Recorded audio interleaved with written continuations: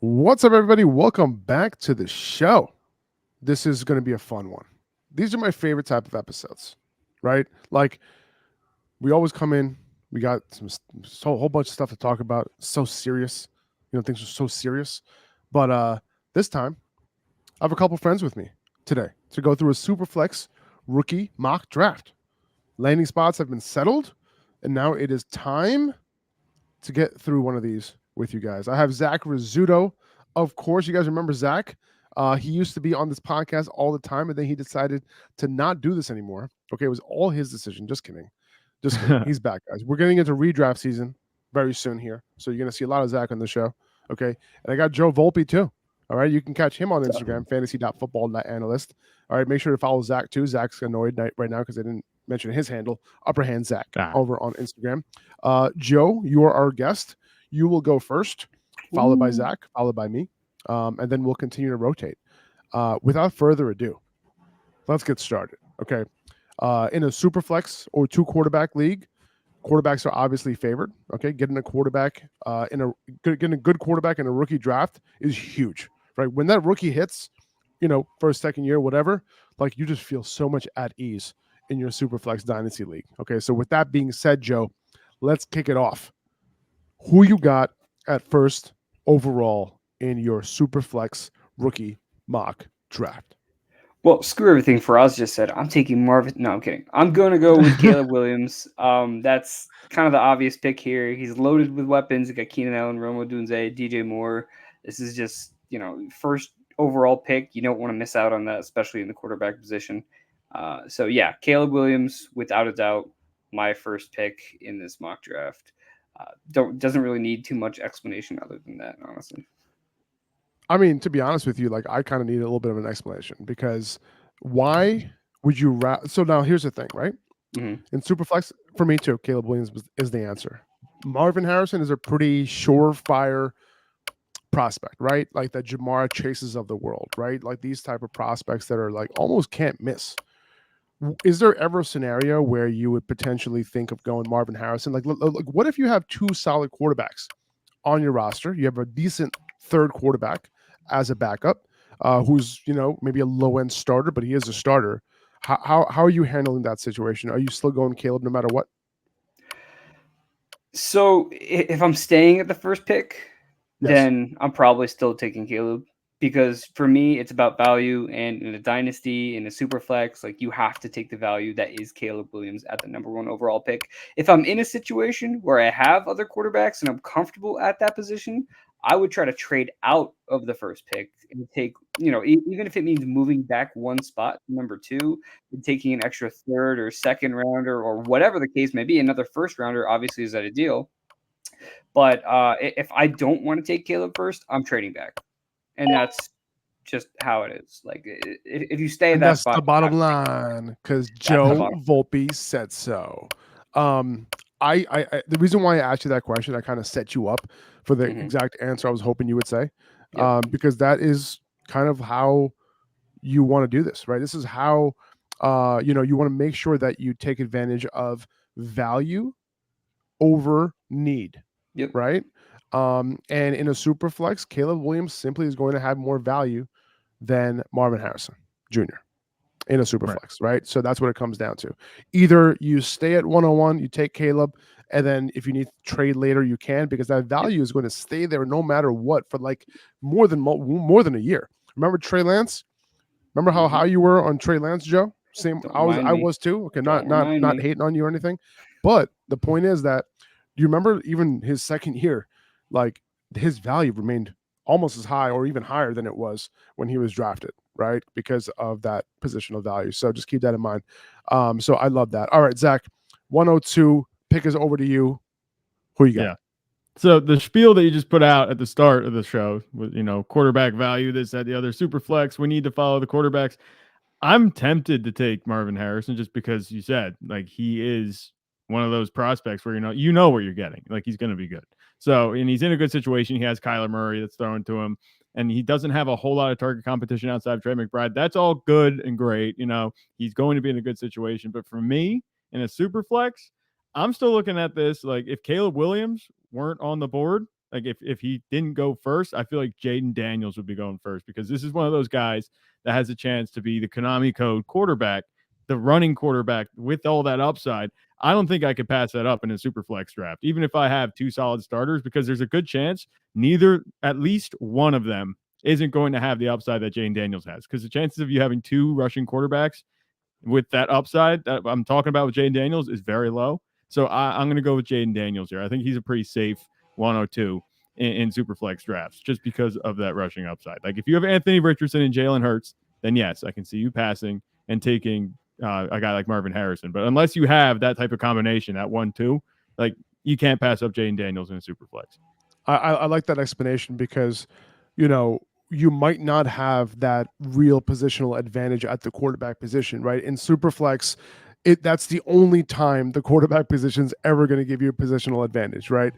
In regular one quarterback leagues, there is no positional advantage at quarterback, unless you have those Jalen Hurts type of players and Lamar Jackson certain weeks of the year, right? Patrick Mahomes even doesn't give you a ridiculous positional advantage at the quarterback position in one quarterback leagues. But in two quarterback leagues, you combine your QB1 and your QB2, you compare them to your opponent's QB1 and QB2, and there could be a massive difference there. Jane Daniels is one of those guys who can give you those 30-point, 35-point games, right? Because of the 40, 50 rushing yards that he can add to a rushing touchdown, maybe two passing touchdowns. Maybe not this year, right? If he develops a little bit, right? Going into next year, he can definitely do that. Even in year one, he's going to have his games for sure. Just keep in mind, a lot of these rushing quarterbacks, year one, and I don't want to chalk him up to just being a rushing quarterback. Okay, he had a monster passing season too last year at LSU, but he could be this one read and tuck and run type of player to start. Okay, just keep that in mind. But moving on, I like that. I like that pick. Joe, do you have anything to say about that? Yeah, in my own opinion, I probably would have taken Marvin Harrison there, only because I feel like in this type of draft, you prioritize quarterbacks, yes, but in my eyes, you prioritize the elite quarterbacks. Like Caleb Williams is an elite prospect. He's the number one overall pick in the draft. In my own personal bias, my own personal opinion, I don't think Jaden Daniels kind of belongs in that elite tier. He was obviously drafted second overall, but and he's got a good deep arm and stuff like that. I just think he has some issues as a player. He takes too many hard hits. He's not good at targeting the middle of the field. Like, I have issues with Jaden Daniels as a prospect that would make me pivot to a guy like Marvin Harrison Jr. at that spot. Because again, Marvin Harrison Jr. is elite as they come at the wide receiver position. He might be one of the best wide receiver prospects we've seen in the last 10 years. And that's saying a lot considering the classes that we've had each and every year. So in my own eyes, I'd probably still take Marvin Harrison Jr. here just because he's the only wide receiver that belongs in that elite echelon tier. Obviously, there's an argument from Malik Neighbors and Roma Dunze as well, but I just think there's a lot of separation between Marvin Harrison and other guys, as well as Caleb Williams and other guys that would make me pivot to Marvin Harrison at the number 2 spot. But again, it's a toss-up. I'm somewhere in between you guys, right, where I love to be. Okay, and you on StreamYard here, on YouTube, if you can watch, Zach's right on top, Joe's on the bottom. Okay, just letting you guys know. Okay, that's what's happening here. Jaden Daniels, would be my pick if I needed a quarterback, and I don't. I have a weaker QB2, especially if I don't have that QB3. But if I'm solid there, Marvin Harrison is definitely in the cards, and that's who I'm going to take here, right? With the I guess the next set of quarterbacks, I think there's only one guy who is worthy of being taken anywhere around here, and that's Drake May. If you're going to take a quarterback, like I don't think I'll be putting JJ McCarthy in that conversation just yet, but this is an easy pick for me. I think I'm going to go with Marvin Harrison. I think it's really self-explanatory. We already talked about him a ton. So we're going to bring it back to you, Joe, with the 4th overall pick in our Dynasty rookie draft. Caleb Williams, Jaden Daniels, Marvin Harrison off the board. What you got? So if we're assuming that this is just based on like ADP, like I'm not gonna say I already draft Caleb Williams, so I'm not taking another quarterback here. Like that's not the mindset that we're going for here. We are pretending that if you were on the clock, regardless of the fact that you drafted, like, so this is not you already drafting Caleb Williams, right? Got it. So you Team are number team 4. 4. Yep. Exactly. Right. Cool. So if you were on the clock at 104 with your first pick of this draft, who would you go with? I think Based on there's a bit of a who's available on the board. Sure. So I think there's a bit of a tier drop off after Jaden Daniels, just because Jaden Daniels, as you know, you guys mentioned, has that rushing upside. So after him, Drake May kind of being in a situation where the Patriots don't have the best weapons. They have a good running back. You know, they got Hunter Henry, pretty decent line, but for the most part, this is a team that still has a lot to figure out. Makes me hesitant about Drake May. And then outside of that, JJ McCarthy, who you just mentioned, Bo Nix, those are two guys who I'm really questionable for me as prospects. I had them a bit lower than some other guys. So with that being said, I'm going to lean Malik Neighbors. He's the next guy taken off the board. I know the Giants quarterback situation, again, with Daniel Jones coming off the ACL, going into a contract year, they're likely going to move on for, well, not a contract year, but they have a void. So Daniel Jones is more than likely not going to be a New York Giant next year. If they get a top quarterback in the draft, I mean, Malik Neighbors is walking into a situation in 2025 where he's got a great quarterback. He's the clear number one wide receiver. And I think it could be night and day for him going forward. So Neighbors is someone that I'm investing in. And again, obviously in a dynasty league, like we're thinking more than 1 year. He could have a down year this year. He could still have a great year this year. It's very possible. But I think as a prospect and just situation, I'm going to take Neighbors at this spot. Okay. All right. I love it. I think Neighbors is a very good prospect. And like you said, it's very possible that he has a very good year in year one. The Giants have zero target competition for Malik Neighbors in year one. You should go check out the post that Zach posted on our main account on Upper Hand Fantasy, comparing Neighbors situation coming in and Odell Beckham Jr. situation coming in. A little bit of a story time post, so you can go check that out on Instagram at Upper Hand Fantasy. Zach. Yeah. Marvin Harrison, Malik Neighbors off the board, Caleb Williams off the board, Jane Daniels off the board. You're team 5 with your first pick. Who are you going with here?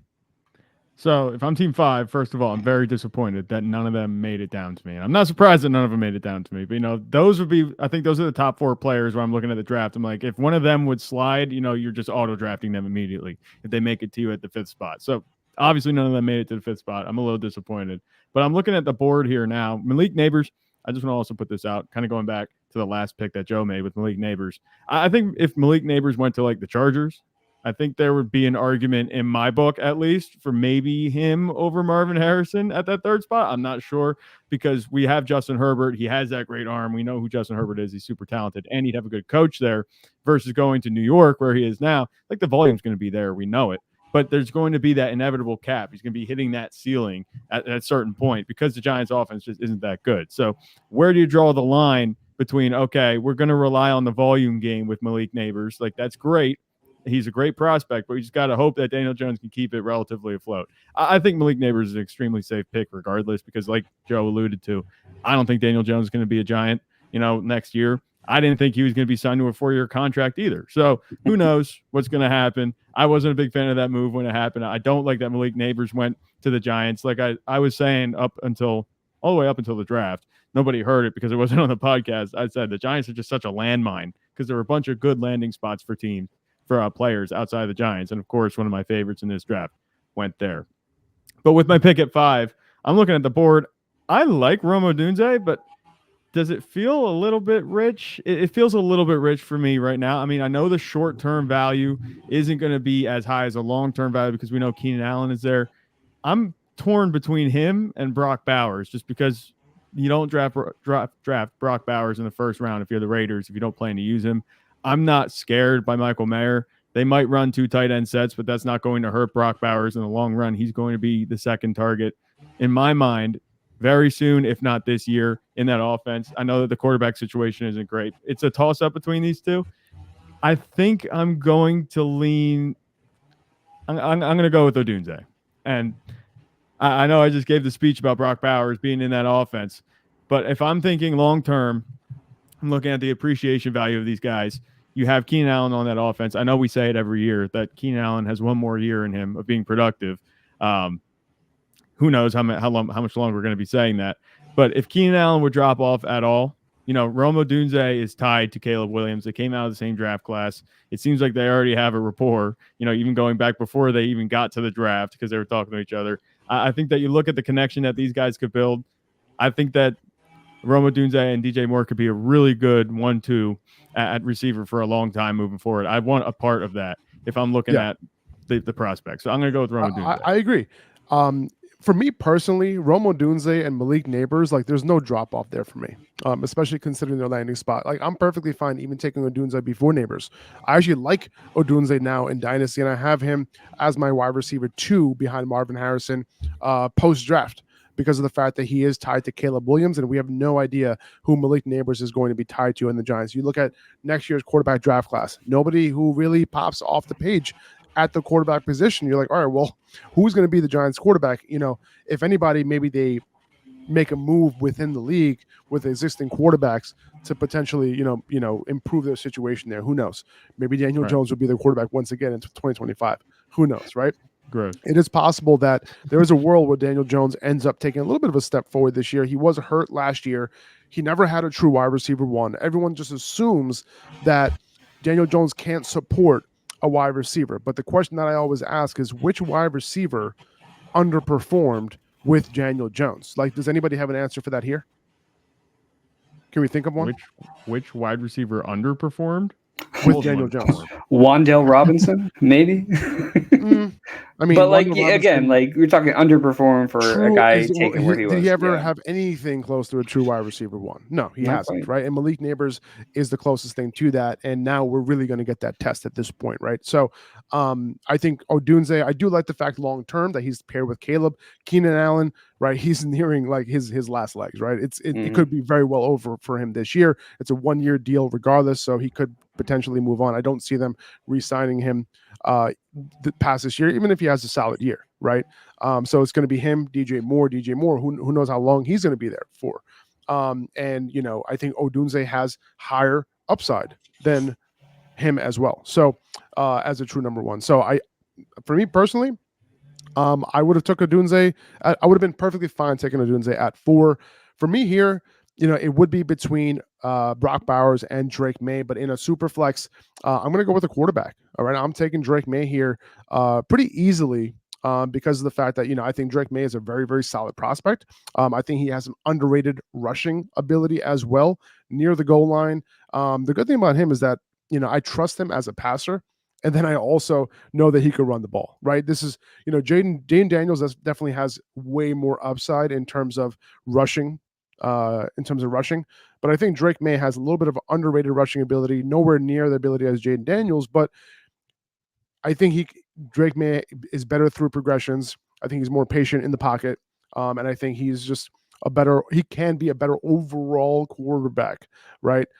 So I think in a super flex, I think this is a no-brainer here to grab Drake May. If you're sitting at the 106 with the 6th pick, I think you're pretty solid here, right? Because I think this is how the top 6 should end up going one way or the other, right? These top 3 quarterbacks and these top 3 wide receivers. Right. I'm with you on that one too. Okay. Moving on to team 7 here. We are Joe. Yep. Who you got here? You got JJ McCarthy on the board, Brock Bowers, Xavier Worthy, Brian Thomas, Ladd McConkey as the next 5 off the board. Who you got? So I mentioned before, I'm a little lower on some of these quarterbacks than some other people might be as far as JJ McCarthy goes, as far as Bo Nix goes, who would be the next 2 guys up. I mean, Michael Penix is there, but we don't know when we're going to get to see him play. So for me, I think I'm going to take Brock Bowers. I think he's really kind of got to be the guy at this number 7 pick. As Zach mentioned before, you don't take a guy that early unless you plan to use him. I know they got Devontae Adams. I know they drafted Michael Mayer last year. But other than that, I mean, Jacoby Myers had a great year, but they really don't have too many targets to throw to. Bowers is going to come in. He's a dominant tight end. He's an absolute bowling ball with the ball in his hands. He's going to end up doing a lot after the catch this year. I'm excited to see him in this offense. So Bowers for me is kind of a no-brainer. I think looking at what we saw with Sam Laporta last year too as a rookie and how great he was able to play, I think it's kind of setting a new standard for what we're seeing at a rookie tight ends. I mean, Kyle Pitts, obviously he didn't have the greatest last couple of years, but in his rookie year one, he did have over 1,000 yards receiving. Sam Laporta last year finished as the tight end one. So there's even immediate value for a guy like Brock Bowers in my eyes, but long term, especially Bowers is someone who you should definitely be buying into. He is an elite prospect on his own. So taking Bowers here, no question. I think JJ McCarthy probably the next up in my mind is a guy who I was debating. But it just, for me, maybe it's a little bit of bias. I'm just not a huge JJ McCarthy fan. No, I think you're right here. I think this is also how the top 7 should go off the board, right? I think it's kind of clear for me, right? Brock Bowers, I can see a situation where Brock Bowers doesn't get an elite route participation, off the rip, right? I think that when we've seen other veterans be, present, when a rookie tight end gets drafted, we don't always see 70% plus route participation. That's what I'm hoping for Brock Bowers. If I had to guess, I would guess that he gets higher than that because they drafted him high and they want to use him rather quickly. However, this is a situation that we kind of have to pause at and kind of understand that, like, we can't have too high of expectations to start. But this is Dynasty, okay, and he is an elite prospect at the tight end position, and this is a position that where you don't get elite prospects all the time. So go and take Brock Bowers and don't worry about what happens in year one. Okay, this is Dynasty. Okay, don't worry about it. Okay, this is the part of the draft here that gets very tricky. Okay, I think the toughest decision that dynasty managers are facing in rookie drafts is who to choose between Ladd McConkey, Brian Thomas Jr., and Xavier Worthy. That has been the number one question that I've received. That's the number one question that I've seen put out there in the ethos. Okay, and obviously JJ McCarthy is sitting on the board as well. Bo Nick's sitting on the board as well. Zach, who are you going with here? All right, I just want to one note quick on Brock Bowers. He doesn't have to be used like a traditional tight end. So obviously you see on Sleeper when you're drafting and you see on the depth chart that he's listed as a tight end, but he is not a traditional tight end. He's an athlete. He's ridiculous. He can take sweeps for touchdowns like we saw in Georgia. He could do anything. He can run out of the slot. He can run in line, like all that stuff. He's not just this basic bare bones tight end. You're not taking a basic bare bones tight end like you would be with a lot of other prospects at this point in your rookie draft. So I look at Brock Bowers. I like that pick a lot. Is you don't feel like you're settling, even though he might not have it all come together like you guys mentioned in year one. Like you're not getting a consolation prize here. Like this is a really good pick, regardless of where he goes. It just so happens that the guys above him might have landed in a better situation or project there might be at a more valuable position long term. But Brock Bowers, perfectly fine. That tight end label doesn't define him. He could be one of those guys that gives you that positional advantage at tight end because he's doing non-tight end things. He's running more in the slot. He's getting more of those targets. So I like that pick a lot. But then to your point with the 8th pick, after Brock Bowers, like, okay, he comes off the board. Now what do?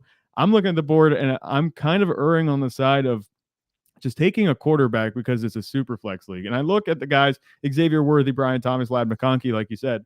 I think this is just a little bit high for Ladd McConkey at this point with the type of offense that the Chargers are projecting. Like if this was something that we were projecting to be slightly more, even just slightly more pass first, I would definitely be looking at Ladd McConkey as like, yeah, let's take him. Especially if you have a need at wide receiver, he's going to be solid right out of the gate. And I think he's going to be solid like his whole time in the NFL. I'm not saying that he has the upside of guys like Rome Odunze, Malik Neighbors, Marvin Harrison, but you talk about a bottom line guy that you're going to put in your lineup every week and you're not going to be disappointed. Like even right off the rip with Justin Herbert in a run first offense, he's going to be fine. It's just that question of upside is going to be limited.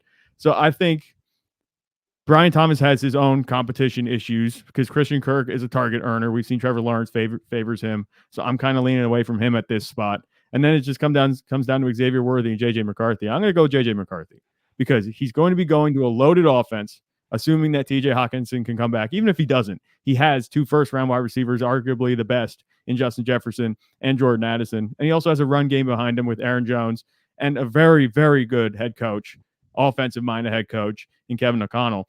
I don't think you can really go wrong with JJ McCarthy here. Sure, the upside isn't the Jaden Daniels type that you would get if you go invest in a quarterback early. But JJ McCarthy, like, you can't tell me he can't turn into Kirk Cousins, exactly what Kirk Cousins was doing for them in like 1 or 2 years. under Kevin O'Connell, because he has the exact same weapons, and he's in a situation where my primary concern with JJ McCarthy was, okay, if he gets put in a situation where he has to be the playmaker, he has to do more than just get it to his playmakers. He has to be the playmaker himself. That was my concern, where it's like, okay, he could struggle, especially out of the gate in the NFL. But now that he goes to this offense that's already loaded with a great head coach, which is very similar to what he had in college in Michigan, I think they can just duplicate that system, keep JJ McCarthy comfortable, and he's going to be a perfectly productive quarterback. I think from the rip. So I don't think he's somebody that you're going to be putting in as your QB1 and being like getting 30 points out of him every week. But 2 touchdowns, 250 yards, just playing efficient. I think he can have that more often than not, and I'm okay with that at 1.8, especially if I need a quarterback. And we obviously don't know, what these teams need when we're making these picks. But JJ McCarthy, I think in a super flex, he's one of the safest floor players. I think there's just not a whole lot of upside unless things really come together in Minnesota. But that can happen. You take that long term. I'm taking the short-term security that we're going to have with JJ McCarthy right here, assuming that he can just move right over into the pros from college. And I think he definitely has the chops to do that.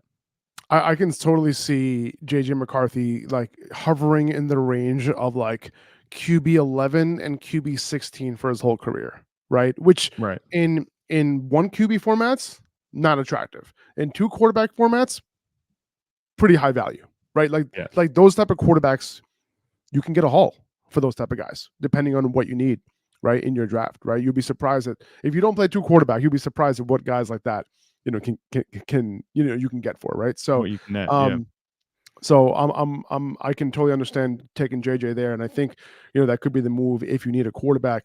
Now the biggest here's the decision that I was just literally talking about: Xavier Worthy versus Brian Thomas versus Ladd McConkey. Okay, I think the highest upside player out of all these guys is Brian Thomas.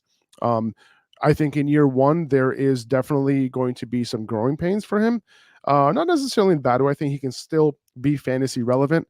You still have Christian Kirk, like you mentioned. You still have Evan Ingram, both guys extreme target earners. But now they have somebody to really, really, go down the field and stretch the field, make big plays. The good thing about Brian Thomas is that he also excels in certain short to intermediate routes as well that could provide some value, right? Where that if they really make a determined effort to get him the ball, they could do that, right? And they could depend on some of his after the catch ability, which he also has. I think Malik Neighbors, who is the best after the catch player wide receiver in this draft class, I think it kind of overshadowed Brian Thomas Jr. and the fact that he is better than average in after the catch situation. So I like Brian Thomas Jr. here. For me, it will be between him and McConkey. But I think Brian Thomas Jr. has the upside if he adds a few more routes to his tool belt, similar to DK Metcalf coming into the league. Whereas DK Metcalf he still had those splash plays in his rookie season. I think Brian Thomas Jr. is in a very similar situation. And I think the upside is massive. So I'm going to go Brian Thomas Jr. here. Tough situation for you here, Joe. Okay. Ladd McConkey, Xavier Worthy, Jonathan Brooks, maybe, Bo Nix, Keon Coleman. These are the next guys off the board. Who are you going with? Not that tough for me. I'm going to go Ladd McConkey and just kind of putting it out there. I know we mentioned this is looking like a run-heavy offense. It's not a situation that may be favorable upside-wise for a guy like Ladd McConkey. But, I mean, even if they throw the ball 30 times, which is on the lower side, that's still a good target share that I really don't see going to anyone else. Will Dissly, Joshua Palmer, who did they just sign? DJ Chark. Like, I'm not really concerned about anybody else in this offense. We have to mention Quentin Johnson. At least mention him. Yeah. The guy they drafted last year, right? Something like that.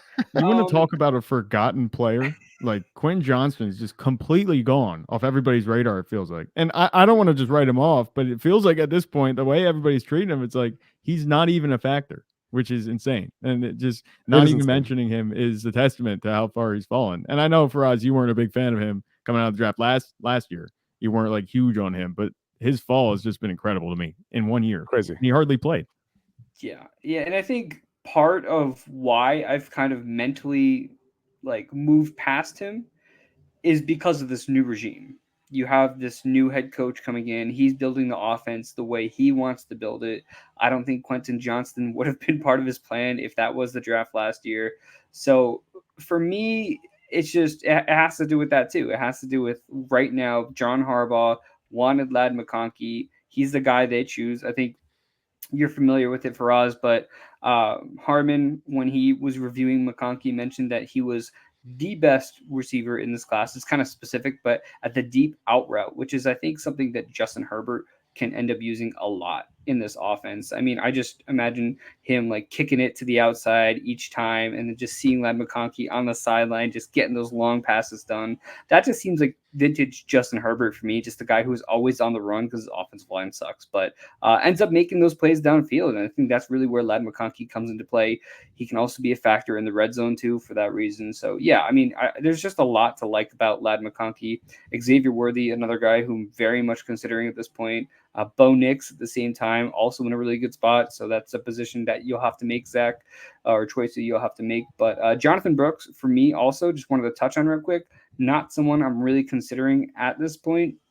He is on the upper echelon for running backs, but when you think about the lifespan of running backs in this league, especially for a guy taken in the second round, I mean, first round you get that fifth-year option, but second round, I mean, 3-4 years in the league, and then he gets moved on, and then they just draft another running back last year. I think the Patriots have been a really key example of that, from Sony Michel to Damian Harris to Ramondre Stevenson. I think Stevenson, after this year, is going to be at the end of his run, but yeah, that just kind of seems to be the modern NFL. Like, did we look how many running backs changed teams this offseason? It's crazy. So just not really looking to invest long-term in any sort of running back. Jonathan Brooks, not really in consideration for me. Now, if you were a running back away, though, right? Like you built your roster, right? Xavier Worthy is somebody who, might not have a huge impact year one. You consider the fact that they have Rashee Rice and Hollywood Brown and Travis Kelce, a lot of targets to go around here. Can he make a huge impact and, put you over the top in your league, in your dynasty league, to win you your championship? But can Jonathan Brooks do something like that in year one? I think so. Right. So in those type of situations, I would consider, best case scenarios trading down. But at the end of the day, like at this spot towards the end of the first round, I am completely fine taking Jonathan Brooks here. But I think I would prefer Xavier Worthy. But I'm going to leave that up to you, Zach. Okay. Right. Because it is your decision at the end of the day. Okay. Who do you have here? Let me just kind of read. I'm just going to go over this board. Recap. Yeah. Caleb Williams, Jaden Daniels, Marvin Harrison Jr., Malik Neighbors, Rome Odunze, Drake May at the 6th spot, followed by Brock Bowers, JJ McCarthy, Brian Thomas Jr., Ladd McConkey, and then now it's me. All right, who's on the clock now? Oh yeah, it is you, Zach. Go ahead. It's me. Yeah. At the 11th spot. Right, it is me. Yeah. So anyway, I hear the lamentations of Joe with Jonathan Brooks. I know that running backs don't technically have a long, shelf life in the NFL sometimes, depending on how it come in. And I also hear what you're saying for us about, if you're running back away, can Jonathan Brooks be that guy? The problem I have with running backs in this draft is none of them scream to me, especially with where they landed in the draft, scream to me like they're not one of those put you over the top guys this year. Like I can see Jonathan Brooks, we talked about, and I just want to preface this. I don't want to say that Chuba Hubbard and Miles Sanders are anyone that I'm scared of, but they can have some detrimental effect on Jonathan Brooks' ability just right out the gate. He's not going to be producing at the top of his game, I think, right out of the gate, like he would be if they weren't there, if he were in a separate situation where he was a clear running back one. He also is he's off the ACL as well. Yeah. I don't want to chalk it up to that either, but when you combine those two things, those are two things that could be, it might not be huge on their own, but you put them together, it could be a little bit limiting for him. Now he is 20 years old, so he's super young coming into the league. So I think he's going to have a longer shelf life than other running backs do coming into the league than a guy like Ray Davis, who we'll probably hear about later. But you look at, I think Ray Davis just announced his retirement, if I'm not mistaken. Right? Yeah, that was the other day. Bennett, yeah, they just retired. Stock up James Cook. It's a battle with Jonathan Brooks. Like you're running back away. Is he going to be the guy to put you over the top right away? You know what I'm saying? And none of the running backs, if you ask me, is Trey Benson a better pick if you're going for a running back? No. Is Blake Corum? No. None of these running backs went to a situation where they're going to be contributing right away. So I don't think this is a put you over the top, take the running back early type of draft, because of that, I'm kind of defaulting, but I'm also not upset if I take Xavier Worthy here. I think I'm going to go with Xavier Worthy. I don't think any of the quarterbacks, Bo Nix, Michael Penix, they're not going to either. In Bo Nix's case, the offense isn't going to be good enough for him to be worth starting outside of a low-end QB2. And I don't want to be taking that in the first round. And Michael Penix, he's not going to see the field. So you talk about quarterbacks, you're not thinking about them right now. I look at Xavier Worthy. He's going to be in a very good situation. The Rashee Rice situation is up in the air. So Xavier Worthy could have a golden opportunity to kind of establish himself in his target distribution, where if Rashee Rice was there and he was definitely going to be playing right off the bat, I might be like, okay, I might lower Xavier Worthy just a little bit because he's not going to have that opportunity. Xavier Worthy is not going to have the opportunity. You mentioned the talent profile that he has with Patrick Mahomes throwing the ball to him. We don't know how long Travis Kelce's going to be around. Obviously, for 2 more years, he did just sign that extension. But Xavier Worthy has a chance. He could be a contributor in this offense. I'm going to take it with Patrick Mahomes at quarterback.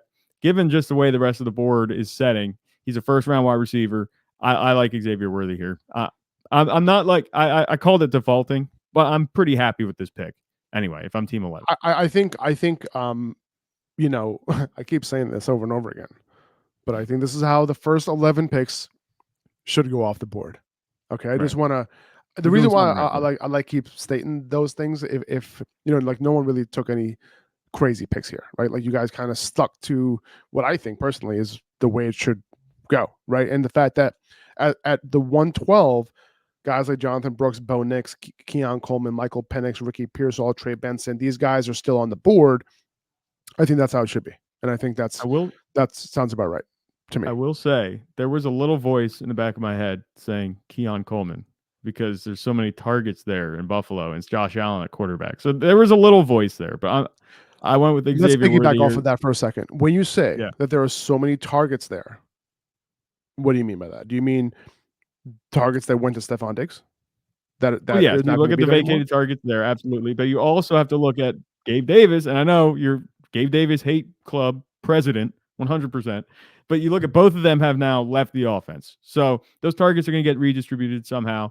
Khalil Shakir is going to get a couple of them. Dalton Kincaid's there. I know James Cook is there, and he's going to get some targets. But there's still going to be enough around that a wide receiver like Keon Coleman, I don't think it would be too crazy to say that he sees similar targets to a guy like Ladd McConkey, assuming that Ladd McConkey is going to be part of a run-first offense. If we say that the Chargers are going to be a run-first offense, Ladd McConkey could get like 100, 110 targets. Like I think Keon Coleman can kind of step right into that if you could take advantage of it early. I know that Keon Coleman profiles more of just a jump ball guy. It's not a full, cover the whole route tree type of receiver, and he doesn't separate. That's also an issue. But when you look at Josh Allen's style of play, he has that deep ball in him. He likes to take the chances. If you want to take chances, you're going to be throwing up to a guy like Keon Coleman. He might not have the consistent production that we want. But if he gets enough targets, like 100, if he's just in that ballpark, I'm looking at like 7 or 8 touchdowns for him, assuming that's the case. As long as the allegations aren't true that Josh Allen relied completely on Stephon Diggs to be who he is. And I don't think that's the reason. I think one of the reasons why Stephon Diggs, he was able to provide those numbers for Stephon Diggs is because of Stephon Diggs. I think Stephon Diggs was the reason why that was happening. I don't want to shit. I was just about to shit all over Keon Coleman, but I'm going to save that for whoever picks him. Okay. Spoiler alert, it's not going to be me. Okay. So let's move on to the next pick here. We're at pick 12. I think that's me. Yep. Right. So I have so for me right here, it's between Keon Coleman. No, I'm just kidding. It's between Jonathan Brooks and Bo Nix. And I think getting a quarterback here in Superflex who was just drafted, top 12? Where do you get picked? 12? Is that where Nix got drafted? Yes. So I think that getting him right at that spot in a Superflex league with Sean Payton, I think is pretty solid. So at the end of the day, who's more valuable in Superflex? Is it Bo Nix or is it Jonathan Brooks? I think it's pretty easily Bo Nix. In terms of value, who's going to be the more fantasy relevant favorite? I think it's going to be Jonathan Brooks. But as much as I like Jonathan Brooks, as much as I think that he could be a huge factor in the NFL, I think I have to go Bo Nix here because of the fact that he is an early first round quarterback He's with Sean Payton. He doesn't have the best situation right now. Okay, he has Courtland Sutton. He does have his college receiver. Okay, but he was a 4th-round pick. We don't know how that's going to work out. I do like it more, the fact that he was paired with Bo Nix, and the fact that, and we're talking about Troy Franklin, by the way, and Right. the fact that he is paired with Sean Payton. I like that. That's great. But I understand that it's not really the best situation for Bo Nix in terms of weaponry right now. I trust that it will get better. Okay, so I'm going with Bo Nix here. Okay, Joe. Yep. Who you got, man? Okay. Before we move on, we just finished round 1. Okay? Yeah. And I want to let you guys know that our rookie draft kit has been updated post draft. Okay, so go to upperhandfantasy.com. You get the updated copy. It now includes landing spot analysis, blurbs, and all that. Landing spot grades, updated ADPs with target and avoid indicators, updated positional rankings, updated overall rookie rankings, and that's obviously in addition to what we already had in there in terms of like the rookie analysis and the players themselves, right? 9 grades for each player and how we think their skill sets translate to the NFL. So that's upperhandfantasy.com. Go get your copy today. Back to the draft. Sorry, Joe. Go for it, man. No problem. So I'll say it for you, Faraz. I think that first round is exactly how it should have went. The last 12 picks, honestly, the last 12 picks is how I imagine it would go. I know it seems like you're a little higher than Jonathan Brooks and me and Zach are. But that being said, I mean, I think Jonathan Brooks just kind of de facto ends up being the pick here. Michael Penix is the only other quarterback who should be in consideration, but at the same time, just when are we actually going to see him on the field? When he is on the field, is he going to be effective? And if he is effective, how much longer does he have? Because he's already 24 years old, 25 years old. So, yeah, I think Jonathan Brooks has to be the pick here. Again, I'm not huge on the year 1 value. I think, again, coming off the ACL and you're taking a big bet that this offense is going to figure itself out. I think they're trending in the right direction. They did address the O-line. They addressed tight end. They addressed wide receiver. They addressed just about everything, which is great. But at the same time, you're still making a bet that Bryce Young can turn it around. You're making a bet that this new offense is going to be effective.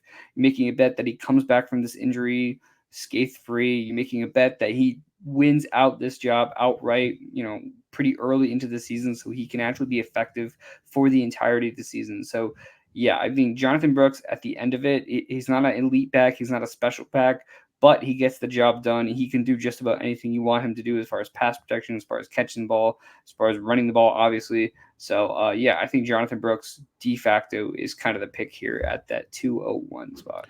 I think Jonathan Brooks, I think I'm a lot higher on Jonathan Brooks as a prospect than you, it seems like, Joe. At this point, I think he's a 97th percentile yards after contact per attempt over the last 10 years. He's 99th percentile in terms of missed tackles forced per attempt over the last 10 years. I think he's a very good back and also highest in yards per route run among this entire draft class. So I think he's solid, which falls into, I think, the 85th percentile, something like that, in terms of yards per route run over the last 10 years. So I think he's a good running back. I think he's going to come in and be just fine.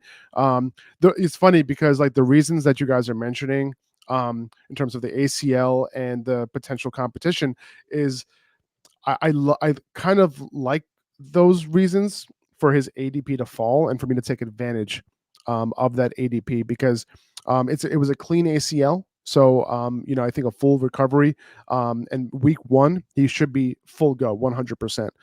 Is there a possibility that someone like Chuba Hubbard is very involved 50-50 for the first maybe quarter of the season? I think so. Definitely in the cards for sure.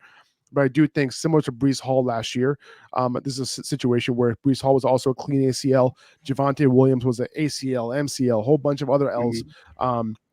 And if you drafted him last year, you took an L. I was very, very against drafting Javonte Williams last year. I think this situation, Jonathan Brooks should come in, be able to assume those duties coming in. Dave Canales came out and said that the reason why we drafted him is because of how versatile he is. When it went off on what he could do for them in the receiving game. You saw what Rachaad White did for them in the receiving game, for him in the receiving game when Dave Canales was the OC of the Bucs last year. Third highest route participation, only behind Bijan Robinson and Christian McCaffrey last year. So that would be huge for Jonathan Brooks. And you look at the guys they have in the roster, there is nobody else who's a plus in the receiving game on that roster, right? They have Chuba Hubbard, they have Miles Sanders, and they just brought in Who did they just bring in? They Penny. brought in somebody. Penny. Who is it? Yeah. Who? Rashad Rashad Penny? Yeah. Rashad Penny, right. So none of these guys are pluses in the receiving game. Jonathan Brooks is the only guy to do that. So I think he's going to be the guy, man. Early second round pick. I like it. And I just wanted to add one more thing. The ACL, I think, even if he's ready for week 1, there's still a lot in the offseason that he could miss up to that point. So I think when it comes to training camp and stuff like that, when it comes to, learning this offense, learning the schemes, learning, pass blocking and things like that, that's where I think Chuba Hubbard could have more of a factor in the beginning of the season as well, when he comes in on third downs and stuff like that. So I agree with that. we could see similar to Jahmyr Gibbs last year, where like after David Montgomery hurt, it kind of vaulted Gibbs into a situation where he was playing 80, 70% of the snaps as opposed to 40, 30% that he was playing earlier in the season, and kind of forced him into that role where, okay, now he's productive. He's got the hang of this offense, and now he's that guy. But, again, just like long-term value, he's already coming off an ACL tear. I know he is 20 years old, but I just kind of have my worries long-term. So. Yep. I hear that. In terms of long term, I have no worries. I think if any worries for me personally, it would probably be short term. For me personally, That's where I'm at too. I was going to say, Zach. my reason for Jonathan Brooks, just quick, I'll make it quick. My reason for Jonathan Brooks is the long term. It's the short term, not the long term. The long term, I think he's going to be fine. It's just a matter of, you had mentioned earlier in the draft, like if you're running back away, he's not one of those guys that are going to draft, I think, and he's going to be like a Breece Hall immediately. I think he's going to have that warming up period that Joe's talking about, and that's ultimately going to hurt his value a little bit in my book. But I think in the second round, Jonathan Brooks, I'm fine with that. I don't have an issue at all. Who do you have here? We have the second pick of the second round: Xavier Worthy, Bo Nix, Jonathan Brooks. The last 3 players off the board. Who you got here? So I'm between 2 players, and they're like polar opposites. It's Keon Coleman and Ricky Pearsall. And I kind of want to go Keon Coleman just so I can hear what you have to say about him. But you look at Ricky Pearsall, they're polar opposites, right? So Ricky Pearsall, he has very good wide receiver profile versus Keon Coleman in terms of route running. Doesn't separate a whole lot. 2 different wide receivers. Keon Coleman's an traditional X receiver. Ricky Pearsall, he's more of a slot. And then Ricky Pearsall is in a situation where he's probably not going to contribute right off the bat, maybe not even in 2024. And Keon Coleman has this opportunity, like I mentioned, to step into some real targets, some real volume. So you have those things working against each other. I'm kind of going to go with, if I'm drafting in the second round, I want somebody that's going to be contributing to my team immediately. And I know I'm kind of like just blocking out the fact that this team 11 technically took Xavier Worthy already. I might change my, preference here based on that if I were actually drafting a team. But since we're just going best player available, pretty much how we see the board falling, and I just want to hear about it, I'm going to go with Keon Coleman here. So give me your spiel. I'm interested. I've kind of laid out my argument. We talked about it before. For sure. So what do you have to say? I think that because Keon Coleman isn't anywhere near the type of player that Stephon Diggs is, who's a true number 1 wide receiver who can separate with the best of them, one of the best route runners in the league, if not the best, during his time, with Josh Allen. I think he did regress a little bit last year, and maybe, we'll see what he could do going into this year. But I don't think Keon Coleman's anywhere near 1-for-1 replacement for Diggs. I think when this type of thing happens, where a player isn't necessarily going to assume 140 targets for Josh Allen, I think this could end up redistributing, between Dalton Kincaid, Khalil Shakir, Curtis Samuel, and Keon Coleman, of course, and James Cook, right? So I think this could end up being a situation where the targets kind of redistribute, and we don't have anything close to a top-heavy distribution. We have this like annoying, like targets being all over the place, 6-7 targets a game. Some players have boom games, and then the next week they don't do much. So we could see something like that. Like if I had to bet on a receiver to lead them in targets, it would be between Dalton Kincaid and Curtis Samuel, most likely. Keon Coleman might lead them in touchdowns potentially. Dalton Kincaid is in that conversation too. But starting out, I do think Keon Coleman has some development to do. Also, they already said Brandon Beane, right? That's the GM, the Bills GM, right? He already has come out and said that he's going to play the X receiver role for them, right? And I'm just like, well, if that's a role he's going to play, I don't love that, right? If they said that, well, we're going to move him around, we'll play him In in, the slot, that would have been as good. in the slot or as a flanker, I would love that, right? I think I'll be way higher on Keon Coleman. But the fact that they're just adamant on playing him at the position that he didn't necessarily excel at in college and he has to stay on the line all the time and deal with press coverage and all that kind of stuff, like it's not ideal for me. So for me personally, Keon Coleman is a little bit of an avoid for me. Now, I will say though, I'm glad that people aren't just vaulting Keon Coleman all the way up to like what the 1.5, 1.6, right? Because Yeah. I think there is an understanding here where Keon Coleman might not be the best wide receiver prospect in the world, but Josh Allen is elevating him just a little bit. So I think here, the two, this is really not a bad pick at all, right? I don't think Keon Coleman is like a void at all costs for me. And you're looking at the other guys on the board, Michael Penix, Ricky Pearsall, Trey Benson, Xavier Leggett, at AD Mitchell. Like I do think that Keon Coleman might be the best out of these options. Now, am I up next? I'm up next, right? So I'm up next. My pick is Ricky Pearsall here. I if I'm on the clock, I am taking Ricky Pearsall over Keon Coleman personally, because of the fact that I just believe in the prospect a little bit more. And I usually draft talent over situation when I have the choice. Can Josh Allen elevate Keon Coleman to the point where, it doesn't matter and he's able to do his thing? Yeah, I think it's very possible. But the way that I draft I usually go talent over situation. Now, I will say, excuse me, if Pearsall didn't land in such a fantasy point friendly environment, I might go AD Mitchell over him because I do like AD Mitchell as a prospect over him, right? But I understand that there are other wide receivers over. I don't think Ricky Pearsall is going to get much opportunity this year. I really don't. But if anything were to happen to any of those wide receivers, they get moved or whatever, I can see him making an impact at some point. So that's the reason why I'm going Ricky Pearsall here.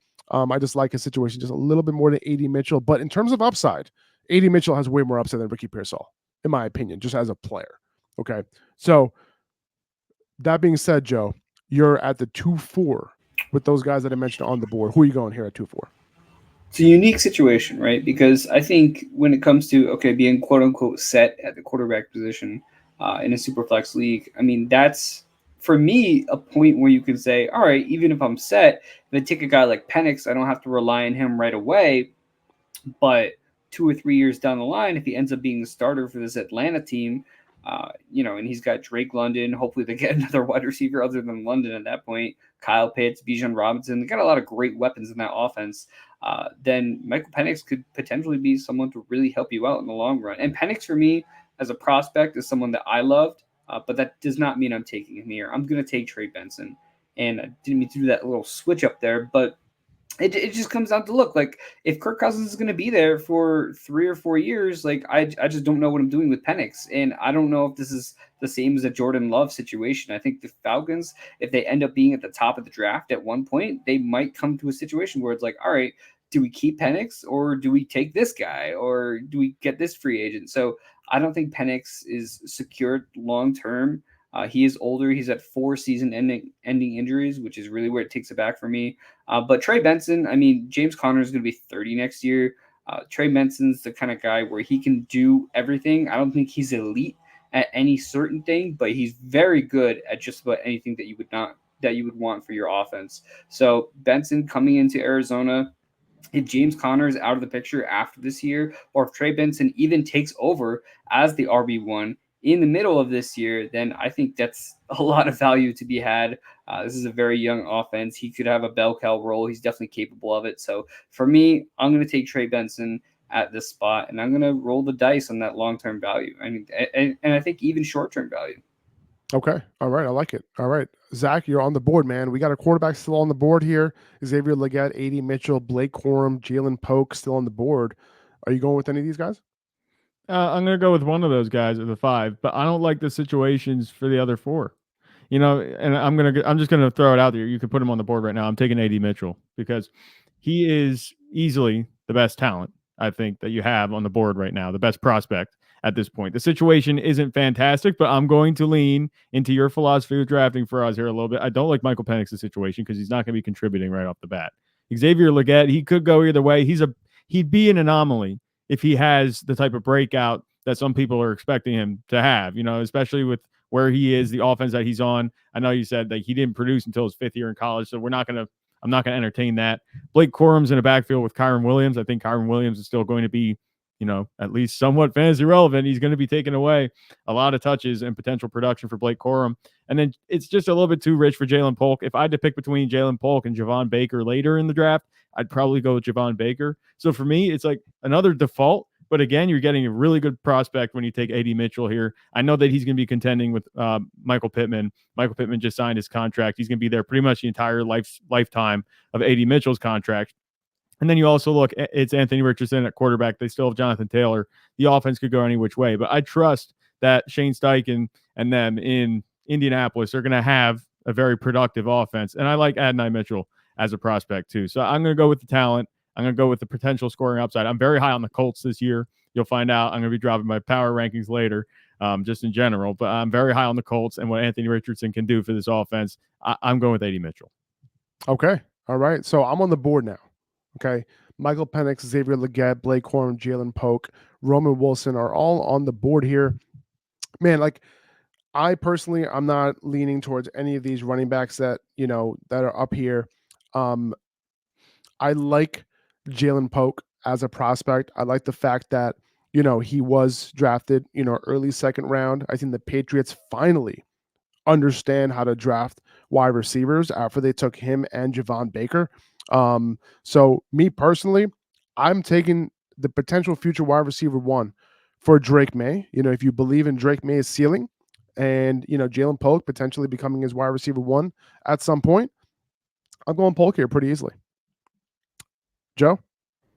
Wow, surprised me a bit there as a Patriots fan to see some of our guys going that early. Hey, listen, I'm surprised that they actually drafted a wide receiver that was good.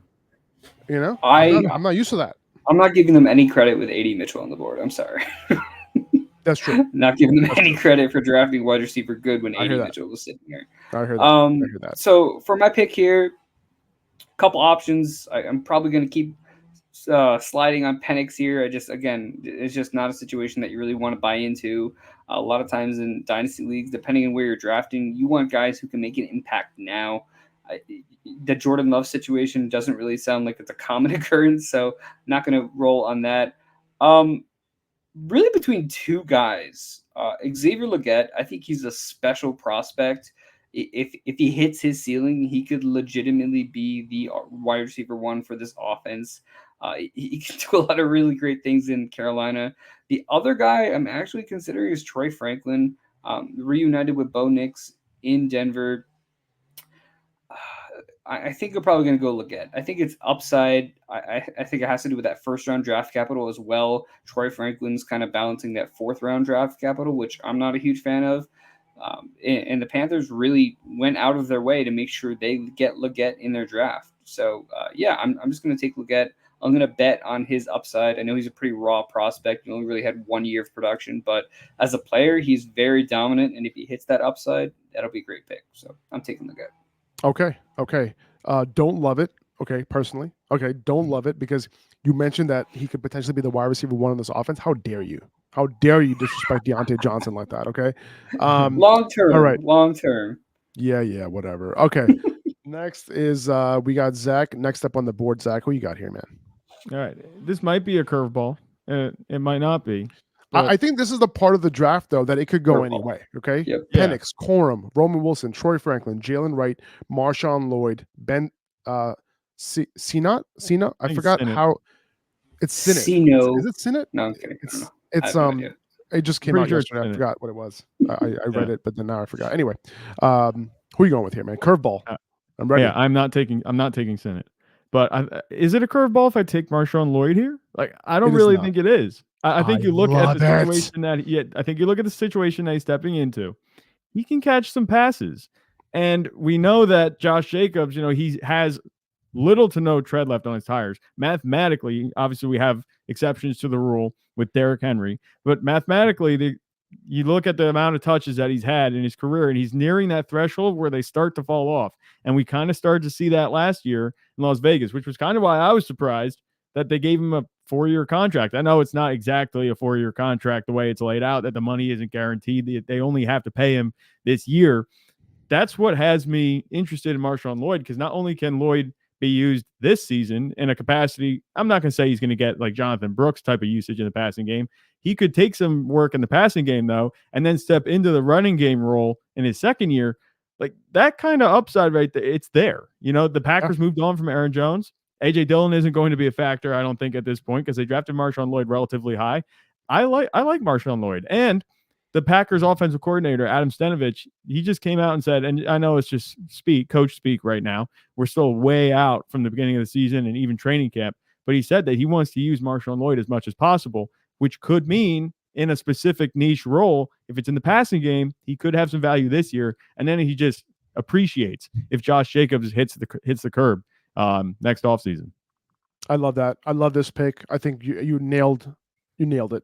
I think Josh Jacobs extremely inefficient season last year. We could see a situation where Marshawn Lloyd works in at some point this year, and there's no guarantee Josh Jacobs is on the team next year. They have no ties to him, despite it being a 4-year contract. On paper, it's really a 1-year contract. They have no ties to him after this year. Marshawn Lloyd could be a 3-down workhorse as soon as next year. He is a more advanced route runner than most running backs in this draft class, maybe all. If you had to ask me, like, who's the best route runner among this top echelon of running backs, it would probably be him, even over Jonathan Brooks. So I do like that pick here. I think he's a high upside player. I would have took Lloyd over Leggett. If I really needed a running back, I wouldn't mind taking him over Polk either. So I do like that pick. So I'm on the clock here. I am still not considering Michael Penix here personally, because I think some other guys are more worthy. For me here, the pick would be between Blake Corum and Jalen Wright. Okay. I think I'm going to go with Jalen Wright. And the reason why I rather go with Jalen Wright over Blake Corum is because, number one, I like the talent a little bit more. Number one. Number two, I think Raheem Mostert is going to be gone, right, at some point, right? Like, he's old. He could definitely be a factor this year for sure. Does he stay healthy all year? Who knows? Was he extremely good last year? Hell yeah, he was amazing. But Jalen Wright could be that 1-2 punch with Devon Achane. Serious speed. If there was one landing spot that I wanted Jalen Wright to be in, it was Miami, because the Tennessee offense was giving him so much free space to work with that Miami kind of simulates a lot of that. And I love that for him. So I think as long as they scheme up the same stuff, Mike McDaniel doing his thing, similar to what he did for Devon Achane, I think he can do similar things for Jalen Wright. So I do love this pick. He's a home run hitter, so I do think he has a ton of upside in fantasy. I do think Blake Corum and him are like super, super close in Dynasty. Post-draft, I love Blake Corum's landing spot with the Rams, more for long-term. I know he's a little bit of an older back, but I do like the fact that, if Kyren Williams were to ever get hurt, he can come in and be an every down back. So that being said, Joe, are you taking Blake Corum here? I am, and Blake Corum was my RB1 going into the draft. He's one of my favorite prospects. I think healthy, if you look back at his 2022 season as opposed to a 2023 season, it's really night and day between those 2 years. He's an elite, workhorse in terms of just like being able to do anything you want in the field. He's great with the ball in his hands. He's a little smaller, but he's got enough weight to make up for it. And like you mentioned, like Sean McVay, he only likes to feed one back, and this is just a common occurrence for him. Even when Kyren Williams was out, we saw Darrell Henderson subbing in, and then he would get like 20 touches a game, even if he wasn't efficient with those touches. This is just the McVay way. So if Blake Corum were to be able to get that starting role, whether Kyren Williams gets hurt or maybe he just outright earns it, which is also a possibility, because I think Blake Corum's a better prospect than Kyren Williams was. Then, I mean, we're in a situation where Blake Corum's a fantasy RB1. And I know it's a risk, but with that kind of upside, with this late in the draft, I don't see an issue with taking him. So, yeah, I like Corum. Yeah, no, I was close to taking him as well. Don't necessarily agree with all the points that you mentioned of him, how good of a running back he is. But I do agree that this is a great spot for him right here. I think we got to do a speed. I think our conversations over the first 2 rounds was amazing. We're at the 211 right now. We're just gonna hit it quick, guys. No explanation at all. All right, who we got at 211? Zach. I'm gonna go with Ben Sinnott just because he's stepping Good. into a I love it. potential I love spot it. with I volume. love it. in the So we're market. going with Senate. I love it. He, huge opportunity for him even in year one. At the 212, I am going to go with Michael Penix. It's time. It's time to take Michael Penix. This is a super flex, so we're going to go for it. 3-1. Who you got, Joe? Okay, so I'm going to take a guy I mentioned earlier, Troy Franklin, reunited with Bo Nix. Let's do it. All right, Zach. 3-2. We're in home run territory now with the picks. You can kind of go upside. So I'm going to go with Malachi Corley just because he does remind me of like a Debo Samuel type player. The only thing that has me a little hesitant is Aaron Rodgers going to be there by the time he's like stepping into a real role in the offense? Because I don't know if it's going to happen this year. It's time to reach, baby. I'm reaching, and I'm reaching for Jermaine Burton. He's my favorite third round pick, no matter what. Okay, I don't care who's on the board in the third round. I am taking Jermaine Burton. I just think he's a very, very good wide receiver. As long as there's the risk here, off the field issues, but if he hits and he's good to go, okay, like a Tyreek Hill, turn it around a little bit. Hopefully, I don't know. Who knows what he does in his personal life, but Jermaine Burton, third round every single time. Joe, who you got here? Roman Wilson. Put the ticket in. Roman Wilson. Zach, 3.5. Made my job easy. Javon Baker. Javon Baker. Right, really, really good value pick for the Patriots. Joe? No, it should be you. Oh, it's me. Oh, sorry. Okay. Wait, really? Okay, yeah, you're right. Okay. Let's see. Jatavian Sanders, Braylon Allen, Jalen McMillan, Bucky Irving, Audric Estime on the board. I am going to go with Bucky Irving. Bucky Irving, one of my favorite running backs in this draft class, even though I know he has 0.04% chances of being successful in the NFL. Let's see. Joe? Sure, go, man. Give me Ray Davis. Ray Davis, RB2 in that offense. Where is he? Am I somewhere down? Should be. There he is. There he is. Well, you could have got him in the fourth, but okay, sure. You can take him here. That's fine. Ray Davis. I mean, obviously, I think Ray Davis plugs in as their early down, one of their, having a role in their early downs for a very, very good offense. So I like that pick a lot. Zach, who you got, man? I'm gonna go here with. I'm gonna be the captain of drafting tight ends. I'm gonna go Jatavian Sanders. It's a very similar role to what Benson is working with. Obviously, there's a little bit more target competition. You took Brock Bowers, Jatavian Sanders, and I didn't take Brock Bowers. I got Bowers. I was advocating for him potentially being the pick, but I didn't take him ultimately. That's right. But still, I've been the 3 tight end pick so far. So I love it. Okay. I don't want to take Braylon Allen here because, I understand that Breece Hall is an RB1, but also there's a little bit of a sleeper in that backfield as well, and I'm scrolling down here because I forgot what's his name? Isaiah Davis. Isaiah Davis, right? Yes. Out of the FCS. But the guy that I was going to pick here is still on the board, and that's Kamani Vidal. I think Kamani Vidal will have an opportunity to carve out a role. The RB1 job is, there potentially. I think Gus Edwards has the upper hand, but Kamani Vidal was good enough where I think he could compete. Okay, Joe. Give me Jalen McMillan. I think this is, if Mike Evans or Chris Godwin are out of the picture in a year or two, he's a guy who could run up and be one of the main guys in this offense, be a real factor. So give me McMillan. Zach, 311. This one, I'm actually surprised. I didn't even realize you were still on the board. I'm going Devontae Walker. I know he has to put it together if he's going to make it happen, but the Ravens said they wanted a big body on the outside. They got it. They have Lamar Jackson at quarterback. They don't have any other wide receivers like him. So I'm going to bank on him at this point. That's a home run pick. All right. I think I'm up next. Okay, let's see. I think at this point I just have to go Braylon Allen. I think it's a little bit too much of a slide here. Actually, no, I'm not going Braylon Allen. I'm going to Audric Estime. My bad. I didn't realize he was on the board. So I like Estime more as a prospect. He has one running back ahead of him, who I think matters, as Javonte Williams. I think Javonte Williams still has an opportunity to bounce back from that devastating knee injury. He's a year removed from that now. So I'm not necessarily saying that Estime will be the guy, but he only has one guy to beat, in my opinion, and that's Javonte Williams. So I'm going to go Estime here. Who you got here, Joe? At the fourth round now. Malik Washington. some Oh, I speed in love that that pick. Dolphins offense. If Tyreek Hill keeps talking about retirement every single year like he has been, if he's out of the picture, if they have to give Bottle a new contract, there's a chance Malik Washington gets a bigger role. Odell only on a 1-year deal. It doesn't scare me. Love it. Love it. Love it. Okay, Zach, who we got here? 4-2. Guys, this is super flex, right? Derek Carr is It still is. fit, right? I'm gonna go with Spencer Rattler. Just All because I right, here we think. go. I Now mean, hey, I know. listen, this is a super flex, right? So Yeah. It's Is not I gotta it search for him. He could super? Is it start. super advisable? Super advisable? I don't know, but he could be starting in a year or two. You know what I'm saying? If they want to, if they run a roll with Spencer Rattler, I know he's a 5th round pick, but he could have a shot. And this is Derek Carr we're talking about, and I'm the king of shitting on Derek Carr. Like that's just what I do.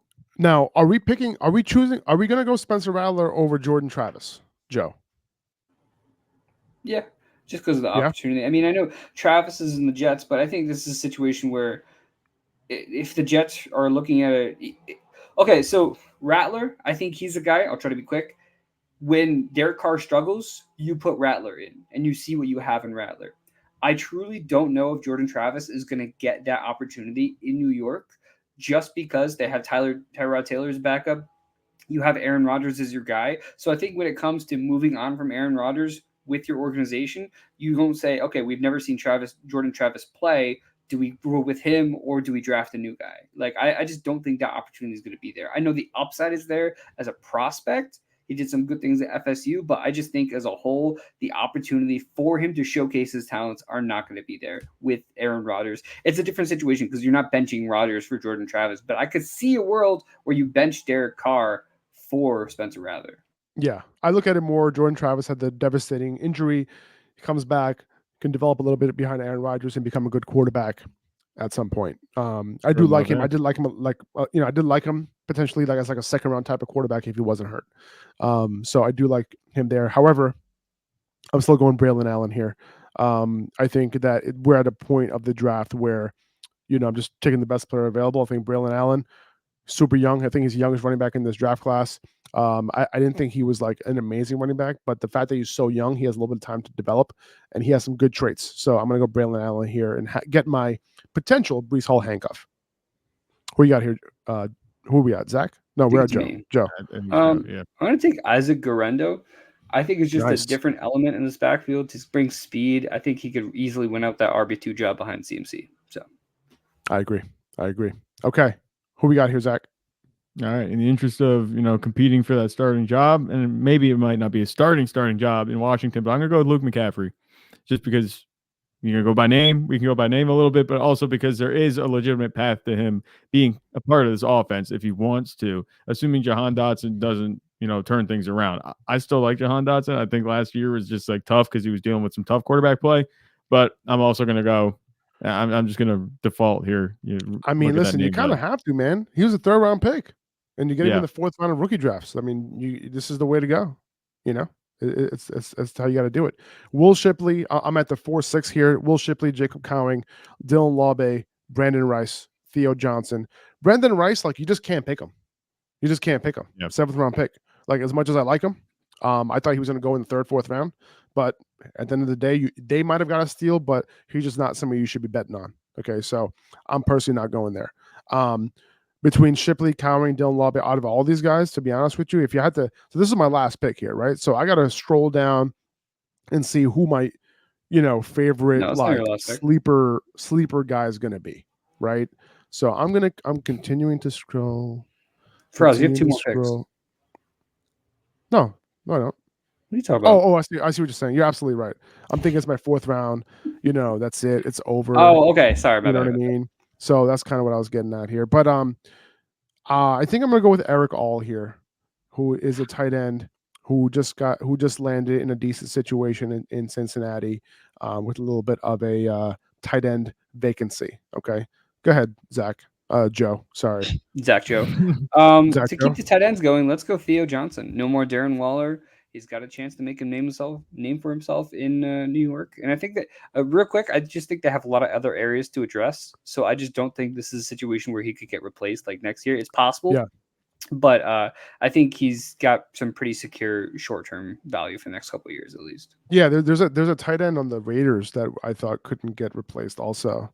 and he was just a way better prospect. So I don't know what to tell you. And by the Yeah. way, I didn't even realize that Theo Johnson was on the board. I would have definitely taken him over Eric All, even though I'm not a big fan of Johnson as You a did say prospect. his name when you were looking through the prospects. I did, and I was just He's like, just Gotcha. he's telling the people listening. That's all. He's not processing. He's just I'm just like, reporting. geez, That's well, it. whatever. Anyway, Zach, what you got here, buddy?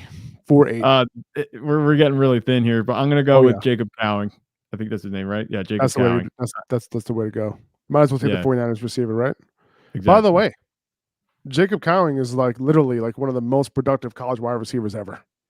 Okay, Yeah. just so you know. Okay, didn't play in the Power Five. Well, he did play in the Power Five in his last year, so take that with a grain of salt. He did transfer over, but most of his career he was out at the Power Five. And it's worth knowing that he was one of the most productive receivers. So just keep that in mind. You know, when you're shooting for a guy at the end of drafts, like it's worth noting. If I have to choose somebody here, I think Dylan Laube is a really, really nice guy. I met him at the Senior Bowl, so maybe I'll take him just because he's a nice guy. But I think I'm going to go with. I love Jaheim Bell like as a prospect. He was my tight end 2 coming into the draft. Now he's like my tight end 8. Unfortunately, because he was drafted in the 7th round by the Patriots, but you never know. You never know. I'm not taking him here, but I will take Jordan Travis as the homer my pick quarterback.